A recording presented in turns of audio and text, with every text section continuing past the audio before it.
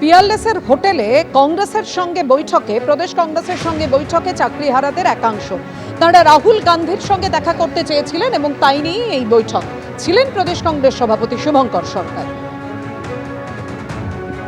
Parliamentary committee তৈরি করে বিরোধী দলনেতা লোকসভার রাহুল গান্ধীজি যাতে এসএসসি 2016 প্যানেলের যোগ্যদের চাকরি যাতে ফেরে সেই বিষয়ে আলোচনা হয়। সেজন্য আমরা রাহুল গান্ধীজি এবং সোনিয়া গান্ধীজির সাক্ষাৎ চেয়েছি। নভেম্বর মাসের প্রথম সপ্তাহে আমাদের সেই সাক্ষাৎ হবে বলে জানিয়েছেন। তমলুকে মহিলা ডাক্তারের রহস্য মৃত্যু, আর তাই নিয়ে উত্তাল এই মুহূর্তে তমলুক। আপনাদের জানিয়ে রাখি, কর্মরত অবস্থায় ওই মহিলা চিকিৎসকের মৃত্যু হয় আর তাকে ঘিরে রহস্য দানা বেঁধেছে। ভাড়া বাড়িতে পড়ে গিয়ে রক্তাক্ত হন ওই মহিলা ডাক্তার। হাতের চ্যানেল থেকে আচমকা রক্তপাত হতে শুরু করে, সেই থেকেই কি মৃত্যু হয়েছে? মৃত চিকিৎসকের ময়না তদন্তে প্রাথমিক রিপোর্ট সামনে এসেছে। আচমকা হার্ট অ্যাটাকে মৃত্যু হতে পারে শালিনী দাসের, এমনটাই মনে করছেন চিকিৎসকরা। তবে হাতের চ্যানেলে পুশ করা ওষুধের বিক্রিয়ার জেরেই মৃত্যু কিনা তা ঘিরেও প্রশ্ন উঠছে। কথা বলবো, কন্টাই মহকুমা হাসপাতালের সামনে থেকে রয়েছেন আমাদের প্রতিনিধি ঝিলাম করঞ্জাই। ঝিলাম, এই হাসপাতালেই তো কাজ করতেন ওই চিকিৎসক, সুতরাং কিভাবে মৃত্যু হলো চিকিৎসকের? যারা সহকর্মী তারা কি বলছেন? একদমই, পোস্টমর্টম রিপোর্টে যেমন প্রকাশিত হয়েছে যে তার মৃত্যু ঠিক কী কারণে হয়েছে সেটা নিয়ে ধোঁয়াশা রয়েছে।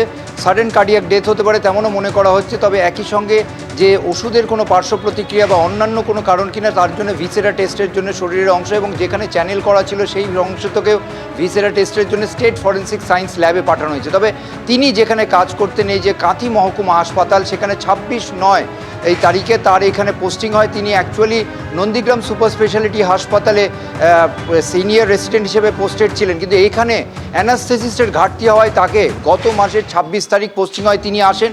এবং যেটা জানা যাচ্ছে হাসপাতাল সূত্রে যে এখানে তিনি মোট সব মিলিয়ে 4 দিন মতো এসছিলেন এবং শেষ তিনি এসছিলেন 15 তারিখ। এই হাসপাতালে তার যারা সহকর্মী তারা এখানে রয়েছেন, আমরা অফিসে ঢুকছি, ফ্যাসিলিটি ম্যানেজার অফিসে যারা রয়েছেন তাদের সঙ্গে কথা বলবো। তাদের অনেকেই তাকে সেইভাবে চেনেন না, তবে তারা এই ঘটনায় হতচকিত। এই যে ডাক্তার কর্মরত অবস্থায় মারা গেছেন, কি মনে করছেন? কর্মস্থ অবস্থায় উনি মারা গেছেন, সত্যই ঠিক। আপনি কি চিনতেন? আমি চিনতাম না, তবে শুনেছি আমি উনি এখানে ডেপুটেশনে এসেছিলেন। আরও একজন রয়েছেন এখানে সহকারী, এখানে তাদের সঙ্গে কথা বলবো। এবং তাই এইখানে দেখতে পাচ্ছি সবাই চিন্তিত পুরো ঘটনায়। আপনি তো এই ঘটনাটা শুনতে পেয়েছেন, কি মনে করছেন, কখন জানতে পারেন? আমি এটা নিউজেই জানতে পারি, নিউজ দেখেই জানতে পারি যে এরকম একটা ঘটনা ঘটেছে। খুবই প্যাথেটিক, মানে খুবই খারাপ লাগছে। তো আমার ঠিক সেরকম মনেও পড়ছে, সম্ভবত আমি একবার বা দুবার আমি আমাদের হসপিটালে আমি দেখেছি। তো সরাসরি আমার সঙ্গে মানে পরিচিতি হয়নি। তো যাই হোক, তো তারপরে এই খবরটা শোনার পর আমার মানে খুবই খুবই খারাপ লাগছে। অর্থাৎ এইখানে অফিসে যারা রয়েছেন তারা প্রত্যেকেই কিন্তু চিন্তিত। এখানে এমার্জেন্সি মেডিকেল অফিসার রয়েছেন, তার সঙ্গে কথা বলবো। তিনি এখানে দীর্ঘদিন ধরে কাজ করছেন, প্রায় 14 বছরের ওপর, তার সঙ্গে কথা বলবো। এই যে কর্মরত অবস্থায় একজন তরুণী চিকিৎসক তার মৃত্যু হলো, আপনাদের এখানেই পোস্টিং হয়েছিল, সামান্য 2-3 দিন এসেছিলেন, ঘটনাটা কতটা আপনাকে শক করছে? রিয়েলি শকড, মানে ভেরি মাচ শকড। মানে বারবার কম বয়সী চিকিৎসকদের মৃত্যু, কি বলবেন? এটা অস্বাভাবিক, এটা তো মানে ভালো করে তদন্ত করা উচিত। কেন হচ্ছে বারবার? আপনার তো এখানে পোস্টেড ছিল। আমি এখানে পোস্টেড, মানে আমি জানি না, 2 দিন নাকি ছিলেন ডিউটি, মঙ্গল বুধবার দিন ডিউটি করেছে। অর্থাৎ দেখতেই পাচ্ছ অল্প দিন কাজ করলেও এই যে তরুণী একজন চিকিৎসক, কম বয়সী চিকিৎসক, তার আকস্মিক মৃত্যুতে এই হাসপাতালেও শোকের আবহ রয়েছে। প্রত্যেকেই চিন্তিত এবং তাদের একটাই বক্তব্য, তদন্ত যেন সঠিকভাবে হয় এবং এই যে মৃত্যু, এর মৃত্যুর পেছনে অন্য কোনো কারণ থাকলে তা যেন অবশ্যই উদ্ঘাটিত হয়। এবং তোমাকে জানিয়ে রাখবো, ইতিমধ্যে নন্দীগ্রাম হেলথ ডিস্ট্রিক্টের পক্ষ থেকে সিএমওই জানিয়ে দিয়েছেন যে 2 সদস্যের তদন্ত কমিটি গঠন করা হয়েছে এবং তারা তদন্ত করে এই মৃত্যুর সঠিক কারণ কি সেটা বের করার চেষ্টা করবেন। এবং তার আগে অবশ্যই এই যে ভিসেরা রিপোর্ট কি হচ্ছে, কারণ পুলিশি তদন্তও চলছে, ভিসেরা রিপোর্ট কি আসে সেটার ওপর নির্ভর করছে, সঠিক কি কারণে মৃত্যু হয়েছে সেটা জানা যাবে। একদমই ঝিলাম, তুমি আমাদের সঙ্গে থাকো।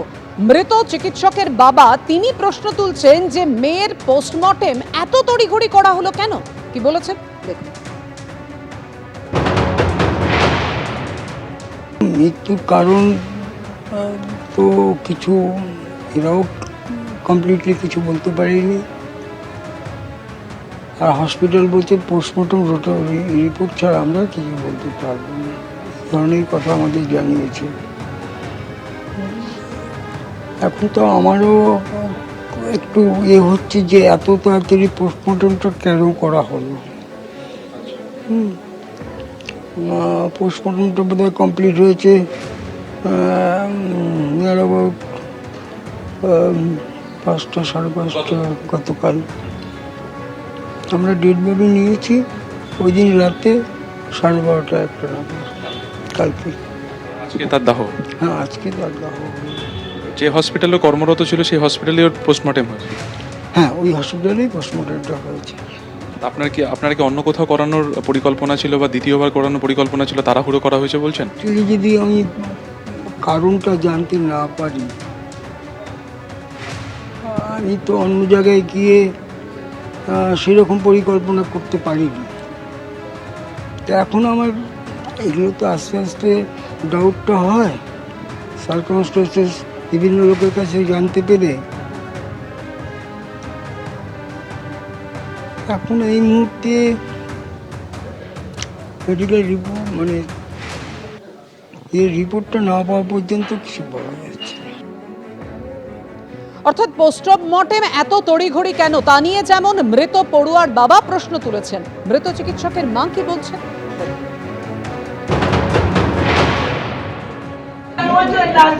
কাকে যেন বলেছে চ্যানেল করতে,